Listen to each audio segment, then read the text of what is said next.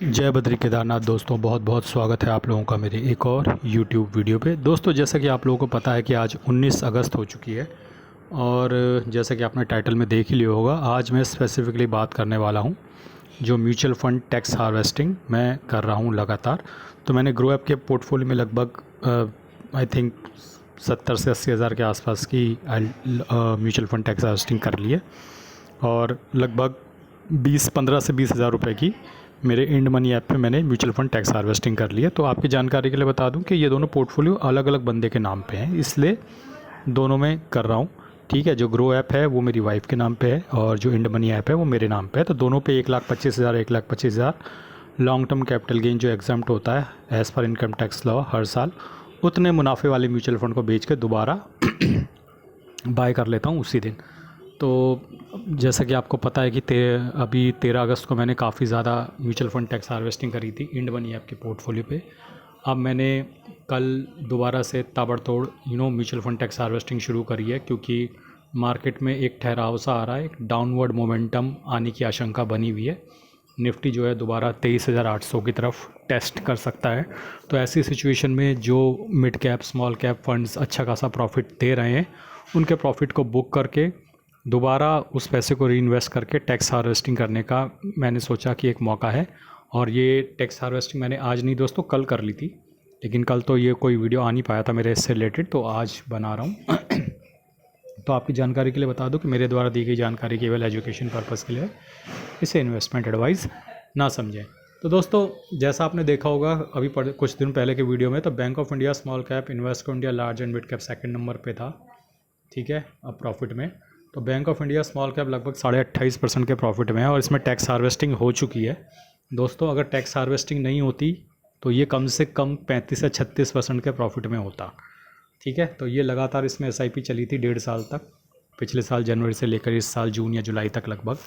उसके बाद मैंने इसमें एसआईपी बंद कर दी है और जैसा कि आप देख सकते हैं कि सेकंड नंबर पे इन्वेस्टको इंडिया लार्ज कैप थे और थर्ड नंबर पे था एचएसबीसी स्मॉल कैप। ठीक है, अब एचएसबीसी स्मॉल कैप आपको यहाँ पे नज़र नहीं आएगा क्योंकि वो काफ़ी नीचे चला गया है।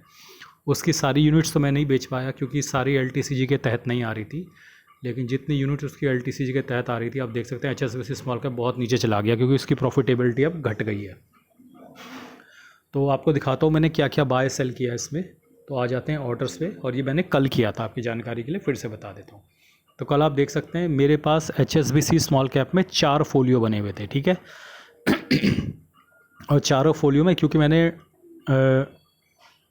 वीकली एसआईपी लगाई थी इसमें, और इसमें वीकली एसआईपी का ऑप्शन नहीं था, तो मंथली की 4 एसआईपी इसमें चलती थी, तो इसलिए 4 अलग पोर्टफोलियो बन गए थे।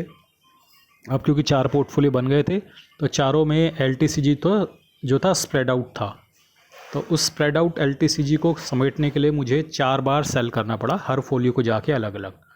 ठीक है, तो आप देखोगे कि 18 अगस्त को मैंने एचएसबीसी स्मॉल कैप ये 6,000 का यहाँ पे सेल किया। ठीक है, फिर 4,000 का सेल किया यहाँ पे। तो मैंने जब सेल किया तो 6,000 और 4,000 का ही किया था, लेकिन क्लोजिंग डे की एनएवी पे उनकी वैल्यू बढ़ गई क्योंकि स्मॉल कैप ऊपर गए थे। तो आप देख सकते हो 6,300 हो गया, ये 4,200 हो गया, ये भी 4,200 हो गया है, 4,000। तो मैंने तो मैंने आप देख सकते हो कि 4,000 की सेलिंग करी थी यहाँ पे, 6,000 की यहाँ पे, 4,000 यहाँ पे, 4,000 यहाँ पे, 4,000 यहाँ पे, तो टोटल 18,000 का मैंने माल बेचा था एचएसबीसी स्मॉल कैप का, जो कि एलटीसीजी के तहत आ रहा था, यानी कि लॉन्ग टर्म कैपिटल गेन, ताकि वो 1,25,000 के लिमिट के अंदर रहे, उस पर मुझे कोई भी टैक्स ना पे करना पड़े। और एग्जिट लोड इसमें नील हो ही चुका था क्योंकि 1 साल से ऊपर होल्ड किया हुआ था इन यूनिट्स को मैंने। उसके बाद मैंने वही 18,000 रुपये 2 बार में बाई किए। मेरे से गलती होगी, पहली बार में मैंने सिर्फ 16 ही बाई किए, फिर मैंने ध्यान दिया कि मैंने तो 18,000 का माल बेचा है, फिर मैंने 16,000 प्लस 2,000 की एचएसबीसी स्मॉल कैप में ही दोबारा बाइंग कर ली, क्योंकि ये स्मॉल कैप मुझे रिटेन करना है, तो मैंने इसी में बाइंग कर ली, इसी का माल बेचा और इसी में बाइंग कर ली। इस तरीके से ज़्यादा नहीं, लेकिन 5,000 के आसपास मेरा एलटीसीजी इसमें बुक हो गया। और पिछली बार भी मैंने लगभग 15-16 हज़ार एलटीसीजी बुक कर लिया था, तो लगभग 20-21 हज़ार का LTCG long term capital gain जो है इस पोर्टफोलियो में अब तक बुक हो चुका है।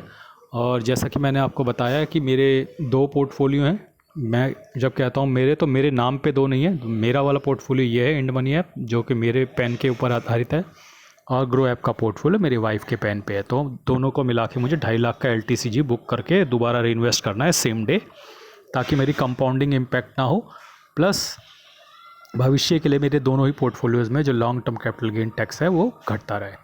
तो दोस्तों ये तो थी जानकारी LTCG की। बाकी मैं एक बार पोर्टफोलियो आपको दिखा देता हूँ, मेरे पोर्टफोलियो क्या स्थिति चल रही है। लगातार अब इस पोर्टफोलियो में प्रॉफिट कम होता जा रहा है। प्रॉफिट कम होने की वजह ये नहीं है कि मार्केट गिर रहा है, हल्का फुल्का मार्केट भी गिर रहा है, लेकिन जो उसकी बड़ी वजह है दोस्तों वो है लगातार म्यूचुअल फंड टैक्स हार्वेस्टिंग जो इस पोर्टफोलियो में चल रही है।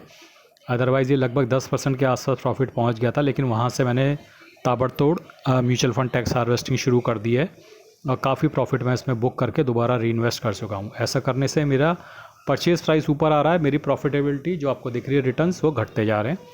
ठीक है, तो इससे मेरी कंपाउंडिंग इम्पैक्ट नहीं होगी, क्योंकि मेरी इन्वेस्टेड वैल्यू देखिए अभी भी उतनी ही है। ठीक है, जितनी मेरी इन्वेस्टेड वैल्यू चल रही थी, मेरे पिछले वीडियोस देखेंगे अभी भी उतनी ही है, लेकिन मेरी जो कॉस्ट ऑफ एक्विजिशन है वो थोड़ा ऊपर आती जाती है, और इससे मेरे भविष्य का LTCG जो है कम होता चला जाता है। तो दोस्तों आज का ये वीडियो सिर्फ यही दिखाने के लिए था कि मैंने किस तरीके से ताबड़तोड़ म्यूचुअल फंड टैक्स हार्वेस्टिंग चालू है दोनों ही पोर्टफोलियो में, और अब इंड मनी ऐप में भी मैंने दबा के टैक्स हार्वेस्टिंग शुरू कर दी है। और मेरा अंदेशा सही था, मार्केट एक पॉज लेकर एक दोबारा से रीसेट होगा नीचे जाके। क्या ये 24,500 से या 24,050 से वापस ऊपर जाएगा, या फिर 23,800 छू के आएगा, ये तो समय बताएगा, और वो डिपेंड करेगा कि क्रूड ऑयल कच्चा तेल कहाँ तक जाता है। तो आज के लिए बस इतना ही। धन्यवाद, गुड बाय, जय बद्री केदार।